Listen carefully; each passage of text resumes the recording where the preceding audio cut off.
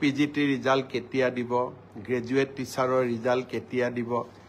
মই হ'ব খোজা শিক্ষকসকলক এটা অনুৰোধ কৰিম যে আপোনালোকে যদি ধৈৰ্য যদি আপোনালোকৰ নাথাকে, তেতিয়াহ'লে আপোনালোকে শিক্ষক হৈ ছাত্ৰ ছাত্ৰীসকলক ধৈৰ্য, নিয়মানুৱৰ্তিতা, শৃংখলাবদ্ধতা এই জ্ঞানবিলাকৰ বিষয়ে কেনেকৈ আপোনালোকে ল'ৰা ছোৱালীক শিকাব।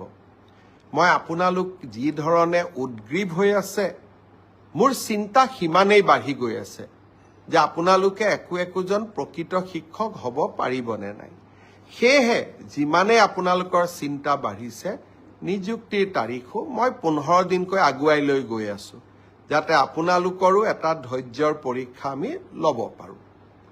তথাপিতো আপোনালোকে যিহেতু সুধি থাকে, সেইকাৰণে মই উত্তৰ দিব খুজিছোঁ। মে' মাহৰ প্ৰথম সপ্তাহত পোষ্ট গ্ৰেজুৱেট আৰু গ্ৰেজুৱেট টিচাৰ যি 9,075টা পদৰ গ্ৰেজুৱেট টিচাৰৰ নিযুক্তি পৰীক্ষা হৈছিল, তাৰ ফলাফল সেৱাই ঘোষণা কৰিব। কিন্তু তাৰ পিছত আপোনালোকৰ ডকুমেণ্ট ভেৰিফিকেশ্যন হ'ব আৰু ফাইনেল নিযুক্তি 10 অক্টোবৰত হ'ব। আৰু 10 অক্টোবৰলৈ আপোনালোকে ধৈৰ্য ধৰিবই লাগিব, কাৰণ আমিও আপোনালোকৰ অকণমান ধৈৰ্যৰ পৰীক্ষা কৰিব খুজিছোঁ।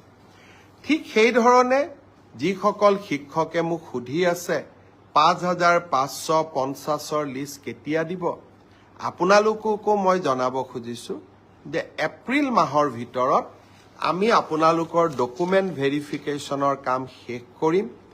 মে' মাহৰ পৰা আপোনালোকৰ প্ৰভিজনেল লিষ্ট ওলাব, কিন্তু নিযুক্তি 10 অক্টোবৰত হ'ব আৰু তেতিয়ালৈকে আমি সকলোৱে ধৈৰ্য ধৰিম। কোনোবাই ক'ব পাৰে যে নতুন নিযুক্তিৰ ল'ৰা ছোৱালীয়ে যদি ইমান দেৰিকৈ দিওঁ তাতো পোষ্ট ল'ব নেকি? নহয়, নতুন নিযুক্তিৰ তালিকা 10 অক্টোবৰৰ পিছত ওলাব। গতিকে 10 অক্টোবৰত যিসকলে নিযুক্তি পাব, তেওঁলোকে স্বাভাৱিকভাৱে নতুন নিযুক্তিত LPৰ শিক্ষক LPত অৱতীৰ্ণ হ'ব নোৱাৰিব, কিন্তু তেখেতসকলে UPৰ পৰীক্ষাত বা আপাৰ প্ৰাইমেৰীৰ মেৰিট লিষ্টত তেওঁলোকৰ নাম ডেফিনেটলি অন্তৰ্ভুক্ত হ'ব পাৰে। গতিকে মই সকলোকে ধৈৰ্য ধৰিব ক'লোঁ।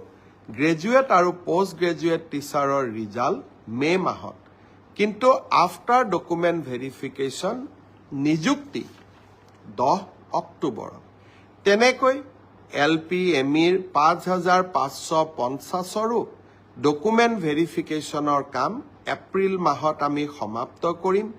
মাৰ্চ মাহৰ পৰা প্ৰভিজনেল লিষ্ট ওলাব, কিন্তু নিযুক্তি 10 অক্টোবৰত হ'ব।